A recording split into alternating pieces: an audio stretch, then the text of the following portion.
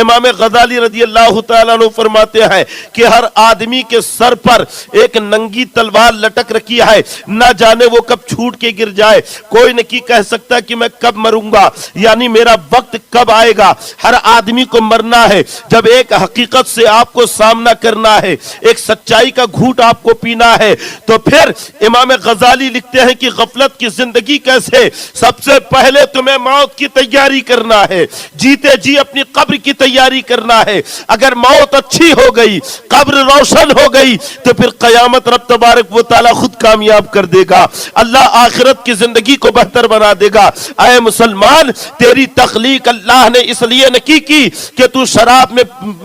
پی کر اپنا وقت گزار دے، جوا کھیل کر اپنا وقت گزار دے، یا پھر کوئی بےہودگی میں مبتلا ہو کر، لہو لعب میں مبتلا ہو کر، کھیل کود سے دل لگا کر تو اپنی زندگی کو برباد کر دے، نہیں، بلکہ رب تبارک و تعالی نے تجھے زندگی اس لیے عطا کی ہے کہ تو اللہ کی اطاعت میں سربا سجود ہو کر رب کی یاد میں اپنی راتوں کو گزار دے، تو رب کی بارگاہ میں مسجدوں میں حاضر ہو کر اپنی پیشانیوں کو جھکا دے۔ اس لیے اللہ نے تیری تخلیق کی ہے، رب تبارک و تعالی نے تجھے اسی لیے پیدا کیا ہے۔ ایک بات اور غور سے سن لے کہ یہ دنیا کی زندگی ہے، پھر بعد میں دوبارہ ایسی زندگی نہیں ملے گی۔ اسی زندگی میں جو کرنا ہے کر لے، جتنی نیکیاں جمع کرنا ہے کر لے، جتنی اللہ کی رضا حاصل کرنا ہے حاصل کر لے، جتنے اچھے کام کرنا ہے کر لے۔ ایک مرتبہ موت آ گئی اور یہ روح بدن سے نکل گئی، زندگی کا پنچھی اگر اڑ گیا تو پھر دوبارہ مہلت نہیں ملے گی،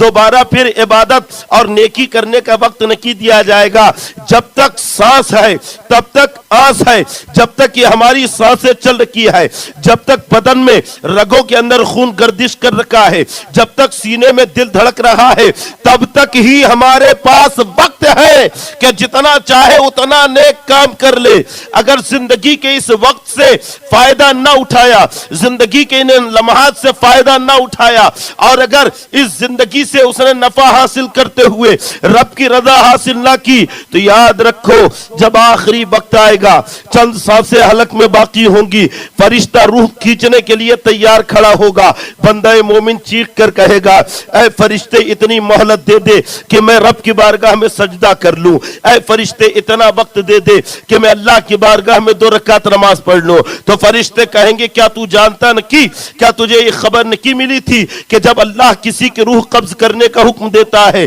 جب آدمی کا وقت پورا ہوتا ہے تو فرشتہ اس کی روح قبض کرتا ہے، بالکل متعینہ وقت پر، نہ ایک سیکنڈ آگے نہ ایک سیکنڈ پیچھے، بلکہ جو وقت اللہ نے مقرر کر دیا ہے فرشتہ اسی وقت اس کی روح قبض کر لیتا ہے۔ اب تم چیختے رہ جاؤ کہ ہمیں تو ایک مرتبہ اللہ کا ذکر کرنے کا موقع دے دے، آپ چیختے رہ جاؤ کہ اے موت کے فرشتے تو ہمیں 2 رکعت نماز پڑھنے کی مہلت دے دے، ایک بار رب کی بارگاہ میں سجدہ کرنے کا وقت دے دے۔ لیکن موت یہ کی کہے گی، ملک الموت یہ کی کہیں گے، اتنی لمبی زندگی اللہ نے تجھے دی تھی، کیا کیا اس زندگی کا؟ کیا چوراہوں پہ کھڑے ہو کے گزار دیا تھا، پان ٹھیلوں پہ کھڑے ہو کے گزار دیا تھا، آدھی آدھی رات تک موبائل چلا کر تو نے زندگی گزار دی؟ ارے اتنا وقت تو دیا تھا، تب سجدے کیوں نہیں کیا؟ اس وقت اللہ کا ذکر کیوں نہیں کیا؟ اس وقت اس کی پاکی بیان کیوں نہیں کیا؟ اس وقت تو نے اپنے گناہوں سے معافی کیوں نہیں مانگی؟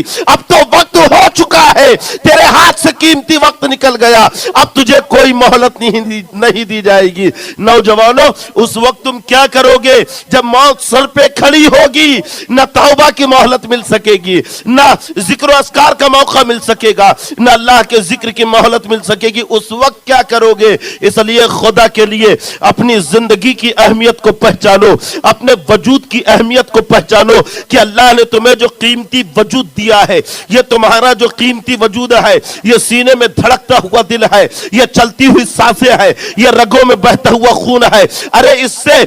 پورا اور مکمل فائدہ اٹھاؤ کہ صبح اٹھ کر فجر کی نماز پڑھو، ظہر کی نماز پڑھو، رات میں سو تو گناہوں سے معافی مانگ کے سو، اپنے آپ کو گناہوں سے دور رکھو، نہ جانے کب موت آ جائے اور ہماری زندگی کا آخری وقت ہو